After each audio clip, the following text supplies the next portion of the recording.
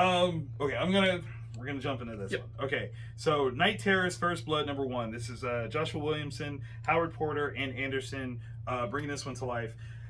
Okay, so I was under the impression that this was the beginning of the Night Terrors story line. Yes. And it is and isn't all at the same time. It's like kind of an alpha, kind of like okay. Oh my, yeah, I don't it's know. It's like a 0 issue, if right? you will. Because there's a separate 4-issue miniseries that's called Night Terrors. That's not this. That's not part of Okay. Yeah. Okay, so here's the thing. On a few levels, I was not in love with this. Mm-hmm.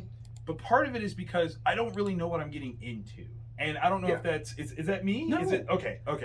Because here's the thing. Okay, so when you had like Dark Knights of Steel, mm-hmm. right? You get a clear indicator like, okay, this is going to be Batman and Superman mm-hmm. driven. Yep.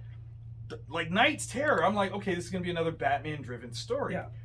But it's not. So I'm really not sure what to expect in this. It's super weird because the actual lead-in was the Free Comic Book Day book that DC put out. Gotcha.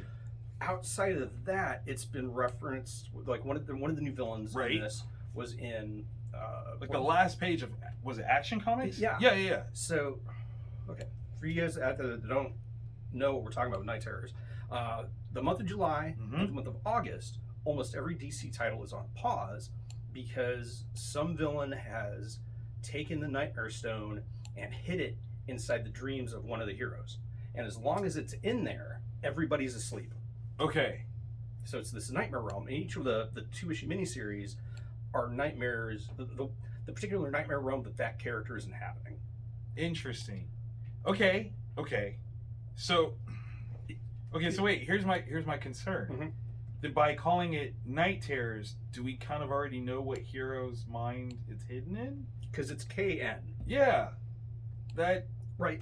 All right. And if every book is on pause, why not have made the last issue of everything, like the final couple pages or whatever, something all of a sudden happens, like, oh, why am I falling asleep? Like something to lead into this. Yeah. Okay. Because I thought that was me. No. I thought it was me. Okay. No, that's something that's super frustrating. Like, we try to be positive. Yeah. Like, that's our thing. Like, there's so much awesome. Absolutely. So when something like this happens, and you're like, why? And this was it's fumbled. Especially, so, because here's where I want to compare something like that to. Yeah. I want to compare it to Death of Superman, right? Death of Superman, where this was this lead-up event, and then like the subsequent issues fit into that. I want to compare it to Age of Apocalypse, where again subsequent series set that up, Legion Quest, and then you have Age of Apocalypse that takes over the actual series. It funnels to a point. Yeah. And DC didn't for some reason, which is super frustrating because some of it could be very easily handled. So like they've got some corollary stuff. Like so, Batman Night Terrors #1 could have just been the next issue of Batman. Right. Like he falls asleep at the end of the first one, and then we pick this up. Yeah. Dude, that would be really cool. Yeah. Okay. So let me ask this question. Is it possible that to effect what DC is attempting to do is utilize the buyer's tendency to grab a new #1 versus keeping the trend of legacy? Yeah. Because it's what sucks is that there are some of these books that are amazing. Yeah. Like Batman, like I'm going to be reviewing here, and I'm going to be reviewing another one also this week. And it kind of creates this barrier. If you don't know what you're getting into, why do I want to pick up this one issue or two? Right. Because they're all 2-issue miniseries. And if you're not really aware of what it is that you're getting, you can't really invest that, and certainly not in lieu of the books that you normally would have gotten. Right. Wow. Okay. So it's not just me, because I mean this is an interesting concept. I think there would have been a better build-up. Now maybe I didn't get the Free Comic Book Day book, so maybe that's my fault.